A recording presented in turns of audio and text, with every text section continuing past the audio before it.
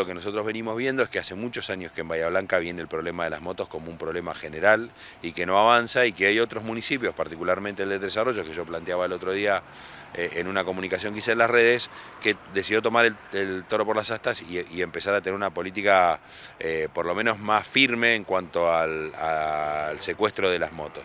Nosotros nos parece que en Bahía no hay una decisión política de ir secuestrando todas esas motos, hay una actitud medio garantista y proteccionista del motociclista, y eso lo que termina haciendo es de alguna manera perjudicar a los ciudadanos de bien. Más allá que a la noche hay muchos ruidos, durante el día hay muchísimo ruido de motos. Estamos haciendo la nota y se escuchan de fondo un montón de motos que están pasando con los caños escapes que no están en condiciones.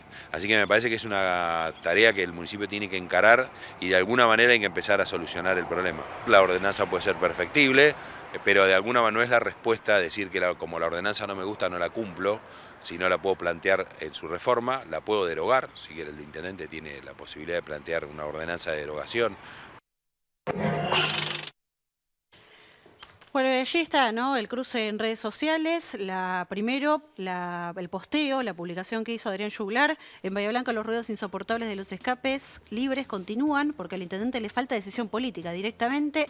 Dijo así el concejal. No se trata de falta de normas, nombra la ordenanza, la ley de tránsito. Están vigentes, son claras, lo que falta es voluntad para hacerlas.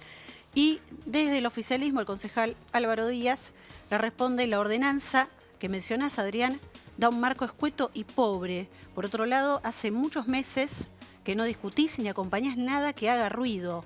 La ordenanza de cartelería, de tu autoría, la logramos aplicar con recursos y consensos, sin dudas. Tu mejor faceta es la constructiva. Cruce de concejales en redes sociales por los ruidos molestos.